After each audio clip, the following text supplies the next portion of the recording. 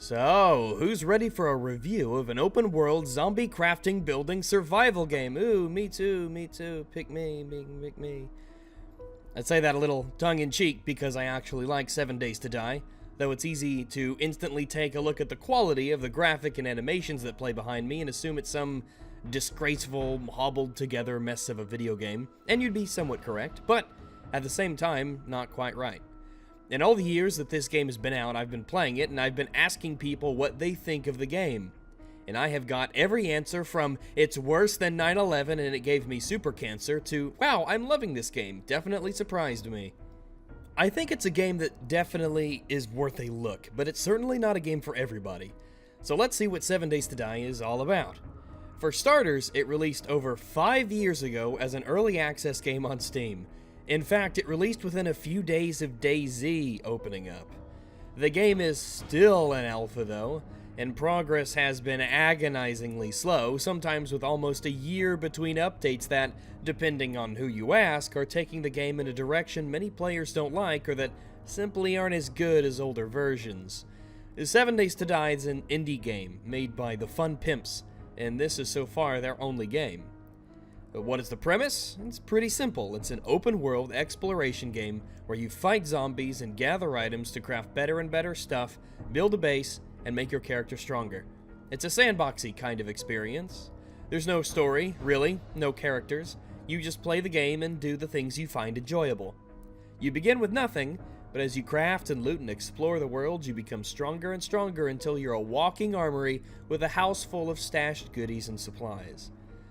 The game can be played solo or in multiplayer, and while PvP is an option, I have no interest in that for a title like this. Cooperatively though, 7 Days to Die is an excellent title to play with a friend, especially if you adjust the settings to compensate. The settings for the game are rather generous with what they let you do. You can play on either a randomly generated world with all of the, questionable polish that entails, or you can play on a pre-generated map called Navezgane. Either way, you can adjust the options for difficulty, daylight time, experience amounts, and other game-altering settings as you please, even with cheats enabled if you want to be able to spawn in whatever you want to, whenever you want to. As you play the game, your character will experience status effects, and you'll manage their health and other attributes. Stamina plays a large function in this game. When you swing weapons, or sprint, or jump, you'll drain your stamina. If it runs out, you'll be vulnerable. Your health is about what you'd expect. If you lose all your hit points, you die, and you'll respawn nearby and have to go back to your death location and collect all your loot that you drop. And this is one of the frustrating things about the game, since you drop potentially vital items when you die, and without those items, reclaiming them becomes very difficult. And depending on the difficulty settings, dying can be a poorer get poorer process of being killed by enemies on the way to your gear because you don't have the gear to defend yourself from the enemies that want to kill you. Your character also must manage their temperature through the use of shade, fire, or heat sources, and types of clothing can either cool you off or help you stay warm. If you're too hot or too cold, it confers negative statuses to you that can lead to death if not treated, same for sicknesses and infections. And you can get leg injuries if you fall too far a distance. So there's a fair amount of stuff that can go wrong with your character depending on what happens to you. Your maximum health and your maximum stamina is determined by attributes you level up as you gain experience, though your access to that maximum number lowers over time, and you have to eat food or apply medical care to your character, or else you might not be able to access your potential maximum stamina or HP. So if you go without eating, you might be able to have 100 maximum stamina, but only be able to raise it up to 90 or 80 until you eat. And as you eat, you'll be able to get back up to that 100 potential maximum. Different foods confer different bonuses and stamina regeneration, and you can overcharge yourself on food, so eating isn't a constant necessity so long as you're well filled. Weapons and armor are central to your experience in the game. You might begin with a modest stone axe and a primitive bow, but as you go along your way, you eventually craft much more capable tools for destroying the landscape and zombies alike, as well as finding items like pistols and shotguns, which aren't as primitive as what you began with, though they certainly do appear to be primitively animated. Heyo! Your equipment does degrade over time and will eventually break. Repairing most materials is fairly simple, requiring a non-annoying level of upkeep here and there. The weaponry, like guns, generally takes repair kits to keep running, which is a slightly more valuable resource. Gaining experience is how your character levels up, as you might imagine, and almost all of the experience that you gain in 7 Days to Die is done through killing enemies. You kill zombies, you get XP, you level up, you increase your attributes that allow you to do more things and make your character stronger. Pretty basic stuff. Unfortunately, doing non-combat related activities like mining or gathering or crafting or hunting gives you practically no experience, a tiny pittance in comparison to killing zombies. So avoiding enemies slows your progress considerably. You're very much encouraged to go out of your way to kill zombies to gain XP. If you're playing with a friend cooperatively, you don't just get better at the things you do over time, which is what you did in previous versions of 7 Days to Die. I might add that now you only grow by killing zombies. And I remember a time when I'd play with a friend and I'd focus on crafting tools, hunting, and base building, and he'd be focused on combat and crafting weaponry. And we wouldn't have too much overlap and we could focus on our own deals, so much for that, I guess. Oh well. Anyway, when you level up, you can upgrade your health, your stamina, or other wide varieties of abilities. Many are combat related. You'll do more damage to enemies, or you'll do more damage with head hits. You shoot guns more accurately. You move faster while reloading. Maybe your bows load arrows faster. Or you have better chances to stun enemies. And many more are unrelated to combat. They let you do more damage to objects, or regenerate health over time, resist disease, or resist the elements better, or let you craft higher quality items and such. There's many more that I haven't named, but I think you get the picture. There's an impressive amount of different kinds of things that you can level up, and they give you a wide variety of different effects and allow you to unlock more things down the line. You'll explore the world as part of the game, obviously, taking a look through all kinds of different buildings, from bars to businesses to houses to factories, each of them constructed as best as can be from the game's available possible architecture. Some areas are more complex than others, and almost act like mini-dungeons full of hidden stashes and lurking zombies. And while you explore, you'll encounter crafting materials and usable items, healing doodads, magazines that temporarily buff your attributes, better weapons and armor, and even mods for your equipment, which are like scopes and magazines for your guns, or upgrades to your tools and attachments for your clothing. You will also locate traders that use the world's currency, whom you can buy items from and sell unwanted items to. Traders will even give your character quests that reward you with experience and items. The quests in this game are really simple. You go to a location, you kill the enemies there, or you find a hidden package and bring it back. Something like that.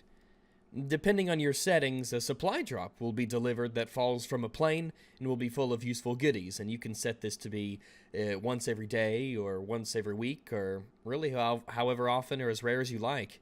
It's one of the many settings you can fiddle with to accelerate progress of the game, like experience gain. Unfortunately, one of the negative aspects of this game is that it runs like ass. I mean, this game runs like doo-doo. I have a Zotac 1080 Ti Amp Extreme, an extremely powerful card.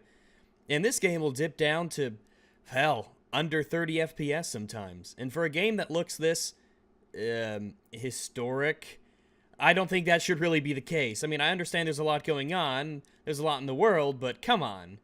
It's frustrating when you're fighting large groups of zombies sometimes, because the frame rate will absolutely tank, and it will stay tanked. And that makes it hard to hit things like heads.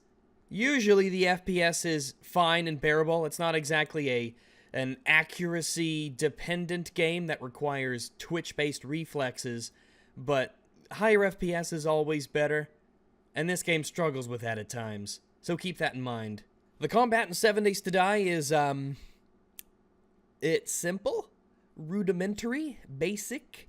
It lacks any real complexity to it. It's functional and consistent. It's not something that will surprise you. It gets the job done.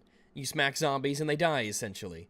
Preferably, you hit enemies in the head, which can cause them to stumble or even fall to the ground. Hitting them while they're disabled does extra damage. If you hit them in the legs, they might do a unique animation for it, but generally you just want to bash zombies in the face. And if you have a gun, use the game's very simple shooting mechanics to shoot the zombies in the face. Not all enemies in the game are humanoid zombies. You'll encounter snakes, zombie birds, bears of a regular and zombie variety, wolves, dogs, zombie dogs of course, but mostly a variety of humanoid zombies that are on a varying degree of toughness scale. Some zombies are feral, and they will move much faster than normal and track you down far more easily. As is typical of zombies, they aren't particularly bright, and generally the enemies in this game just take the easiest pathway towards the player they can, though they'll attack and break any obstacle in their way if they must. And unless changed in the settings, zombies will walk around during the day slowly, and then they'll sprint during the night, meaning they're much more deadly. And with the stamina system and the mechanics of combat, 7 Days to Die really isn't built well to handle quickly moving enemies.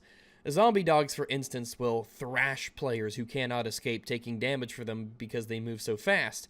And once they get up to you, they'll just keep hitting you over and over, and you can't outdamage them. It's a mess. And when player encounters sprinting zombies like these, the game's casual pace can turn to immense frustration. Generally, when I play the game, I push up the general difficulty and disable sprinting zombies, instead having them jog during the night instead of sprinting, which makes them more capable but not frustratingly speedy. This way, zombies will take more damage, and they'll inflict more damage, though I have to keep my wits about me, especially indoors, since zombies often lurk out of sight, and some enemies always sprint, like dogs or bears. Fuck dogs and bears. Every 7 days, unless altered in settings, there will be the Blood Moon, which is a large horde of zombies that will spawn and attack the player's base. Defending against this horde adds a bit of urgency to certain nights, and the amount of zombies that attack on these nights can be altered. Every 7 days, the horde grows stronger, with higher and higher levels of enemies spawning, meaning you'll have to grow stronger and stronger and level up to compensate, and it will certainly test your ability to build a base, unless you want to go out in the open and try and fight them there. When you're not exploring, and when you're not fighting zombies, you'll probably be crafting. Usually, this will be in your own inventory, using your gathered materials, though you'll use campfires to craft, which will provide you with its own recipes, as well as forges which you can build. Forges will allow you to dump raw materials like brass, tin, clay, and stone, etc., to make higher level materials such as iron-based items for tools or defense, or even eventually crafting ammunition for your weapons. Eventually, you can use power generators to make lights and such as well, and components for simple vehicles can allow you an alternative to simply running around on your own 2 feet to provide a faster method of travel, provided, of course, you have gathered enough gasoline to fuel them.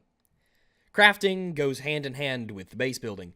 You can forge blocks of differing materials to create a place for you to store your items and a bed that acts as a respawn point. Many blocks can be reinforced using materials to give them more durability against attacks. Scrap metal, iron, wood, even cement can be used to build up a home either on its own or that is built onto an already existing structure in the world. There's a huge list of architectural options for the player to access.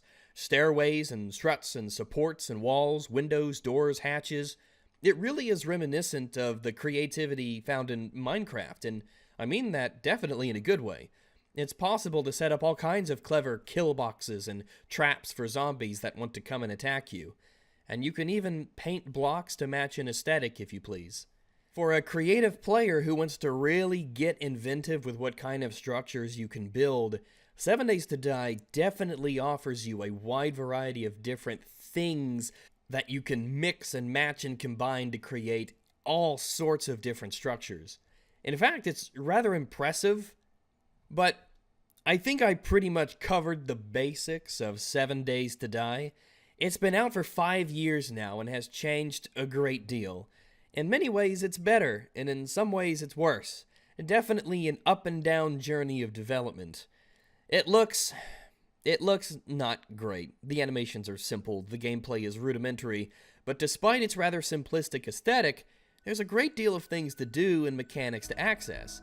I've poured hundreds of hours into this game in the time that I've had it. and I know that there's definitely a number of you out there that will enjoy the mostly slow pacing of this game being oh, that comes across as an insult, doesn't it? Fucking hell. No. I like that it has this sort of slow pace to it. It really lets you do a bunch of stuff as you play. It's a great game to play while catching up on videos and such, and a good game for cooperative play as well. Many might find it dull and boring, which is definitely understandable, and the game is certainly with its faults. But I think that despite those faults, 7 Days to Die is definitely worthy of a mention whenever the genre is discussed. So if you're looking for a potential new time sink to learn and fiddle with that you can be creative in, well, perhaps 7 Days to Die is a game worthy of your dollar.